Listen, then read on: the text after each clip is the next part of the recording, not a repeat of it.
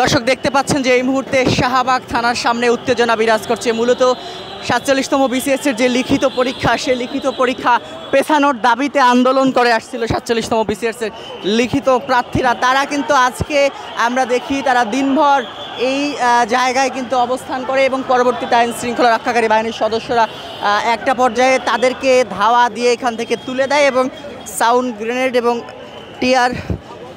Grenade এবং জলকামান নিক্ষেপ করে তাদেরকে এখান থেকে ছত্রভঙ্গ করে দেয়। তবে এই মুহূর্তে আবারও এই জায়গায় কিন্তু উত্তেজনা বিরাজ করছে, তেমনটি কিন্তু আমরা দেখতে পাচ্ছি এবং আইন শৃঙ্খলা রক্ষাকারী বাহিনীর সদস্যরা তারা কিন্তু আবারও তাদেরকে এখান থেকে ছত্রভঙ্গ করে দেওয়ার জন্য সামনের দিকে যাচ্ছেন, তেমনটি কিন্তু আমরা দেখতে পাচ্ছি। এবং আপনাদেরকে দেখাচ্ছিলাম আজকে তাদের যে কর্মসূচি ছিল মার্চ টু যমুনা, সে মার্চ টু যমুনা কর্মসূচিতে যাবার আগেই দুপুরের দিকে আইন শৃঙ্খলা রক্ষাকারী বাহিনীর সদস্যরা তাদেরকে এখানে আমরা দেখি যে এই জায়গাটিতে তাদেরকে এখান থেকে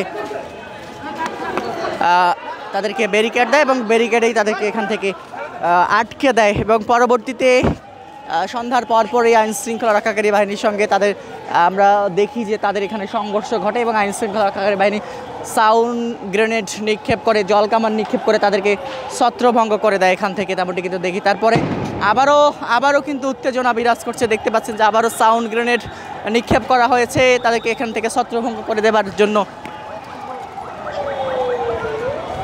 দর্শক, উত্তপ্ত পরিস্থিতি কিন্তু বিরাজ করছে এই মুহূর্তে ঢাকা বিশ্ববিদ্যালয় এলাকায় শাহবাগ থানা এবং শাহবাগ থানার আশেপাশের পরিস্থিতি আপনাদেরকে যদি বলি, পুরো পরিস্থিতি কিন্তু উত্তপ্ত, তেমনটি কিন্তু আমরা দেখতে পাচ্ছি। ৪৭তম বিসিএসের লিখিত পরীক্ষার্থীরা পরীক্ষা পেছানোর দাবিতে আন্দোলন করছিল, তাদেরকে আইন শৃঙ্খলা রক্ষাকারী বাহিনীর সদস্যরা ছত্রভঙ্গ করতে সাউন্ড গ্রেনেড নিক্ষেপ করছেন এবং জল কামান নিক্ষেপ করছেন, সেটিও কিন্তু আমরা দেখেছি। তবে এই মুহূর্তে এখনও এই জায়গাটিতে উত্তপ্ত পরিস্থিতি বিরাজ করছে।